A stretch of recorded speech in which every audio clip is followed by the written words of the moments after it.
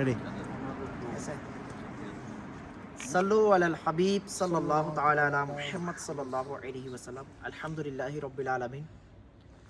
আজ এমন একটি রাত, যে রাতে আমরা এখন বর্তমানে প্রায় 3টা বেজে গিয়েছে। আমরা আজ সিলহেট থেকে একটি ব্যবসায়ী মাদিনী কাফেলা নিয়ে আজ রাজশাহীর বাদশাহ, রাজশাহীর কুতুব হযরতে সাইয়্যিদুনা সৈয়দ মখদুম শাহ রহমাতুল্লাহি তাআলা আলাইহির দরবারে হাজিরি দিয়েছি।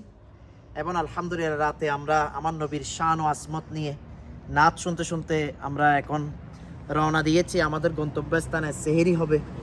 তো আলহামদুলিল্লাহ আমরা মাদিনী কাফেলায় এসে ইসলামী ভাইরা সবাই খুশি, কারণ আল্লাহ রাস্তায় সফর, এটার মতো খুশি তো আর কোথাও পাওয়া যায় না।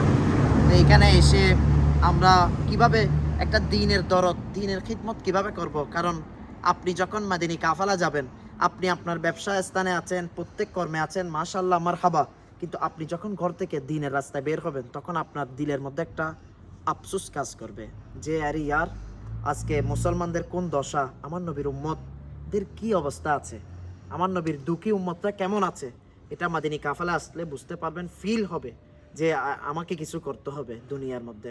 তো আমি আপনারা যারা দেখতেছেন সবাইকে দাওয়াত দিব, আপনিও 3 দিন মাদিনী কাফেলা সফরের নিয়ত করেন। এখানে শুধু মাদিনী কাফেলায় গিয়ে ঘুমাবো, খাওয়া দাওয়া এর মধ্যে সীমাবদ্ধ নয়। আলহামদুলিল্লাহ ইলমে দিন শিকার পাশাপাশি একটা ব্রড মাইন্ড হওয়া, মনকে ফ্রেশ করা, এটার জন্য আল্লাহ রাস্তায় সফর করতে হবে।